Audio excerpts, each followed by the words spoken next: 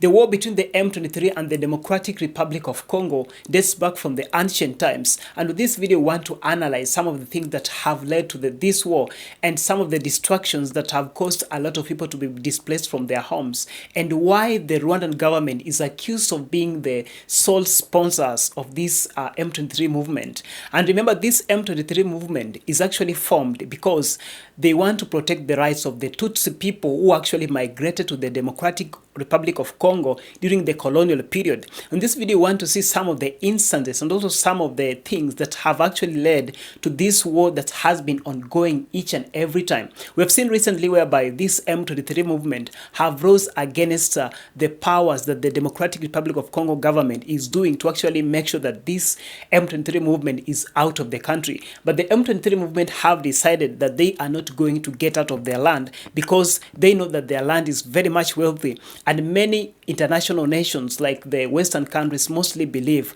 that these lands are very much wealthy.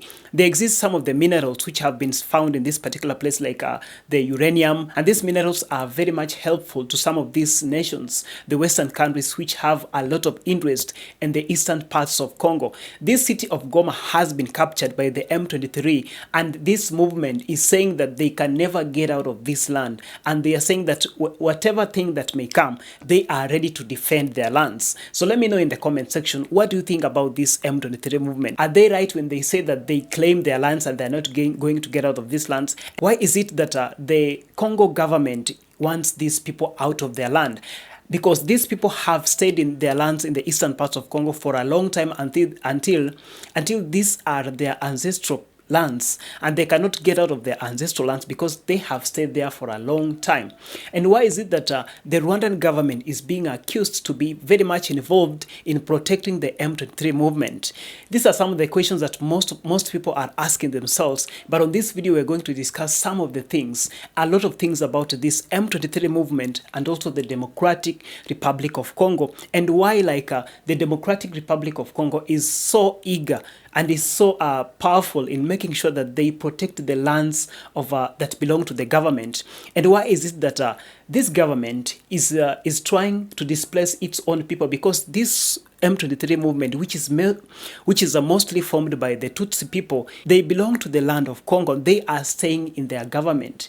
They have not gone against. These are not intruders. These are people who have stayed in their lands for a long time, and they are the government, and they own the lands. Why is it that the government wants them out of their lands? First of all, let's understand that M23 stands for March 23, 2009, and this is the date that there was a treaty, there was a meeting that this M23 movement actually discussed with the United Nations on what they can do and also how they can decide on actually conducting a peaceful mission whereby many people are not being affected by this war that is existing between the M23 and also the Congo government. You also need to understand that the war between the Democratic Republic of Congo and the M23 has existed for a long time.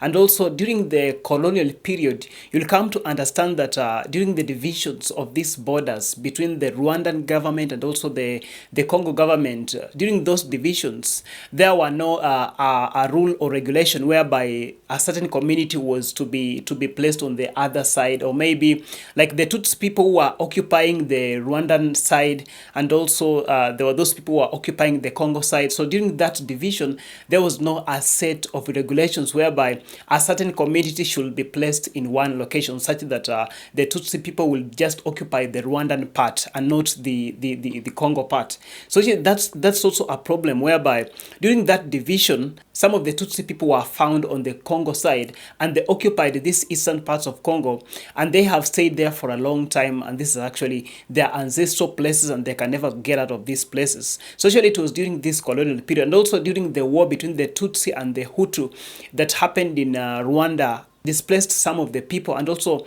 like the Tutsi people also migrated to Congo to seek for refugees, and they stayed there for a long time, and this has actually caused a lot of problems. Now the war between the government and also the M23, the main thing here I can say that it's about the wealthy, and also the lands of the eastern parts of Congo is very much wealthy with a lot of minerals.